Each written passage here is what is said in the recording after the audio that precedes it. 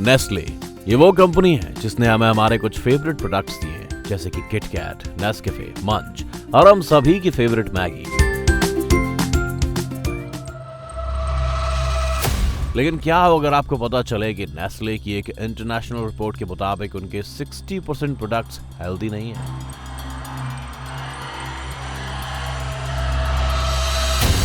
हम पहले भी मैगी बैन के साथ ही चीजें देख चुके हैं। क्वालिटी स्टैंडर्ड्स में फेल होना एक आम बात है और नेस्ले ने अपनी शुरुआत से ही झूठ बोलकर अपने प्रोडक्ट्स बेचे हैं। न सिर्फ एडल्ट्स पर नेस्ले ने बच्चों के स्वास्थ्य से भी लगातार खिलवाड़ किया है, सिर्फ अपना प्रॉफिट बढ़ाने के लिए। एक रिपोर्ट में यह बात भी सामने आई है कि नेस्ले ने अपने कुछ प्रोडक्ट्स बनाने के लिए उन बच्चों से भी काम करवाया है जिन्हें जबरदस्ती किडनैप करने के बाद या ड्रग्स देकर काम पर लगाया जाता है। और ये तो सिर्फ शुरुआत है। क्या है नेस्ले का घिनौना सच और क्यों नेस्ले को दुनिया की सबसे इविल और करप्ट कंपनीज में से एक कहा जाता है, जानेंगे सभी आज की इस वीडियो में। तो अंत तक कहीं मत जाइएगा क्योंकि ये सवाल आपकी अपनी सेहत से जुड़ा है।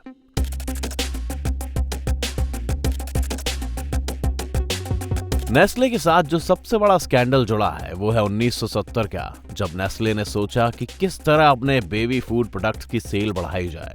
जो महिलाएं किसी भी कारण से ब्रेस्ट फीडिंग करने में सक्षम नहीं थी, उनके लिए नेस्ले तब एक सप्लीमेंट फूड बेचा करता था, लेकिन ये मार्केट बहुत छोटा था। इस प्रोडक्ट की बिक्री को बढ़ाने के लिए नेस्ले ने इस तरह की मार्केटिंग कैंपेन लॉन्च की जो प्रोपेगेंडा से भरी थी। नेस्ले की एड्स में डॉक्टर्स लोगों को ये कहने लगे कि माँ का दूध बच्चे के लिए काफी नहीं है और उन्हें उनका सप्लीमेंट इस्तेमाल करना चाहिए। नेस्ले ने अपनी इन एड्स में ये नहीं बताया कि अगर इस प्रोडक्ट्स को कंटेमिनेटेड वाटर के साथ मिला लिया जाएगा तो ये बच्चे को बीमार भी कर सकता है। और अगर बीमारी की बात छोड़ भी दें तो पहली परेशानी तो यही थी कि नेस्ले के प्रोडक्ट में वो न्यूट्रिएंट्स थे ही नहीं जो बच्चे को मिलने चाहिए। इससे कई बच्चे कुपोषित हो गए और अनेकों बीमारियों का शिकार भी होने लगे। इस पर जब नेस्ले से सवाल पूछा गया तो नेस्ले ने पल्ला झाड़ते हुए कहा कि उनका काम प्रोडक्ट बनाना है, लोग इसे कैसे इस्तेमाल करते हैं वो उनके ऊपर है। अगर कोई बच्चे को खिलाने से पहले इसमें मिलाए जाने वाले पानी को बॉयल नहीं कर रहा है तो इसमें वो क्या कर सकते हैं। परेशानी ये थी कि नेस्ले ने अपनी एड्स में कभी पानी को बॉयल करने के बारे में नहीं कहा था। उन्होंने अपने बॉक्स के पीछे जरूर ये सलाह लिखी थी पर वो काफी नहीं था।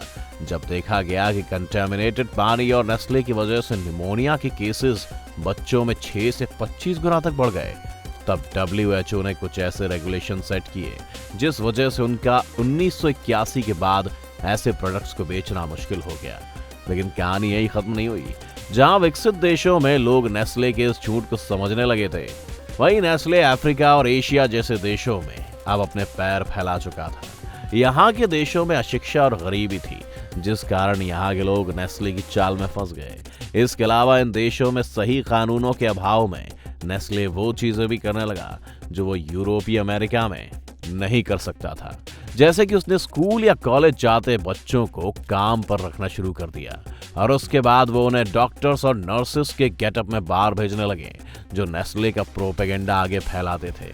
नेस्ले ने खुद को विकसित देशों में मिली हार को ही अपना हथियार बनाना शुरू कर दिया और इन गरीब देशों में भी ये प्रमोट करना शुरू कर दिया कि वो वेस्टर्न वर्ल्ड में बिकने वाले नंबर 1 ब्रांड हैं, बिना ये बताए कि अब उनके प्रोडक्ट्स वहां पर या तो बैंड हैं या रेगुलेटेड।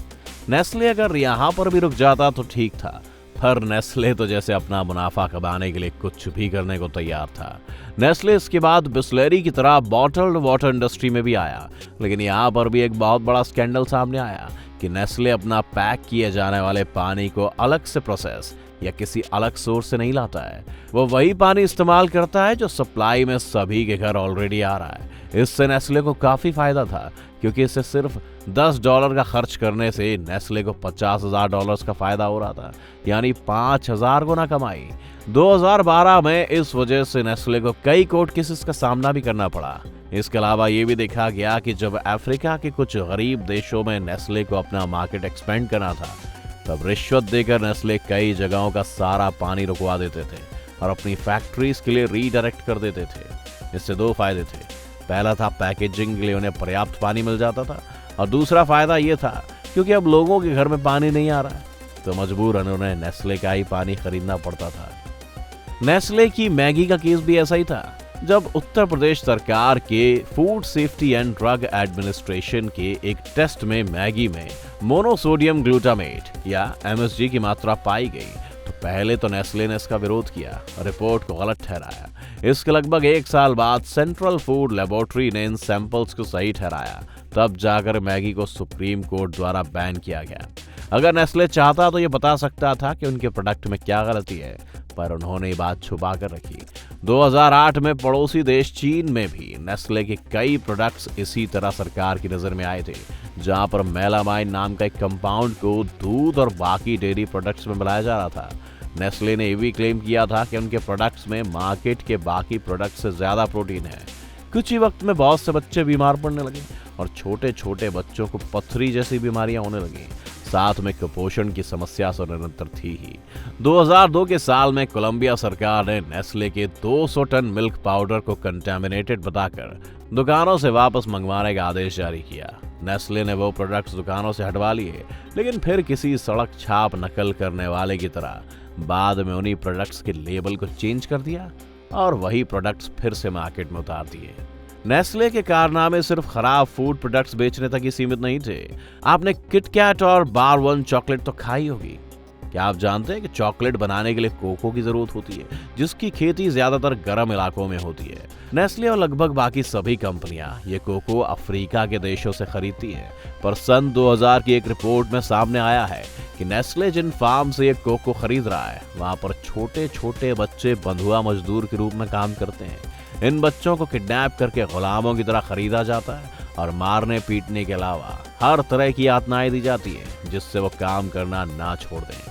अगर आप सोच रहे हैं कि इसमें नेस्ले की क्या गलती है, वो चाहे जहां से खरीदे, तो 2 बातें। कंपनियों को ये हिदायत दी जाती है कि वो सिर्फ वहां से अपने प्रोडक्ट्स खरीदें जो पूरी तरह लीगल हैं। जैसे कि अगर एक आतंकवादी संगठन कल कच्चा तेल बेचने लगे तो ये बात साफ है कि वो सऊदी अरब जैसे देशों से सस्ता ही बेचेगा।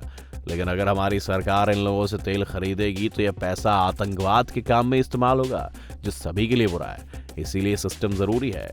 लेकिन अफसोस की बात यह है कि नेस्ले ऐसी जगहों से अपना कोको खरीद रहा था क्योंकि उन्हें वो सस्ता पड़ता था। ये रिपोर्ट इसलिए भी महत्वपूर्ण है क्योंकि कभी कभी ऐसा होता है कि बड़ी बड़ी कंपनियां किसी और के नाम पर खुद ही बहुत सारे ऐसे फार्म चला रही होती हैं, और अगर कंपनी अपने यहाँ बंधुआ मजदूर इस्तेमाल कर रही है तो ये काफी चिंताजनक खबर है।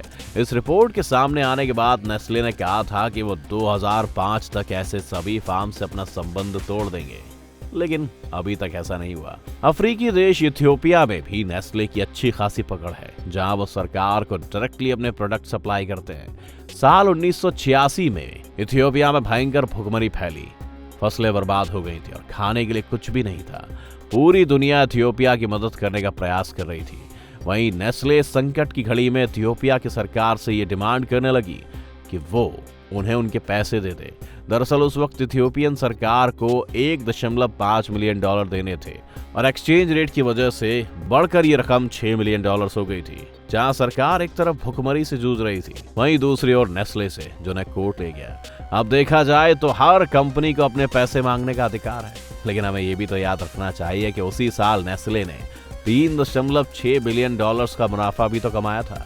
तो $6 मिलियन उनके लिए उतनी बड़ी रकम नहीं थी जिसके लिए वो सरकार से डिमांड करने लगे कि वो लोगों को भूखा मरने के लिए छोड़ दे और पहले नेस्ले की पेमेंट पूरी कर दे। इसके अलावा भी समय समय पर नेस्ले ने ऐसे हथकंडे अपनाए हैं जो लोगों की सेहत को किनारे करते हुए मुनाफा बढ़ाने की तरफ ज्यादा ध्यान देते हैं। वीडियो का मकसद किसी कंपनी की बुराई करना नहीं है दोस्तों, बल्कि आपको और ज्यादा सचेत करने का है। अगर आप भी नेस्ले के प्रोडक्ट्स का इस्तेमाल करते हैं तो आप स्वतंत्र हैं। आपको आज का ये वीडियो कैसा लगा हमें कमेंट करके जरूर बताएं। वीडियो पसंद आने पर लाइक करें और चैनल को सब्सक्राइब करना ना भूलें।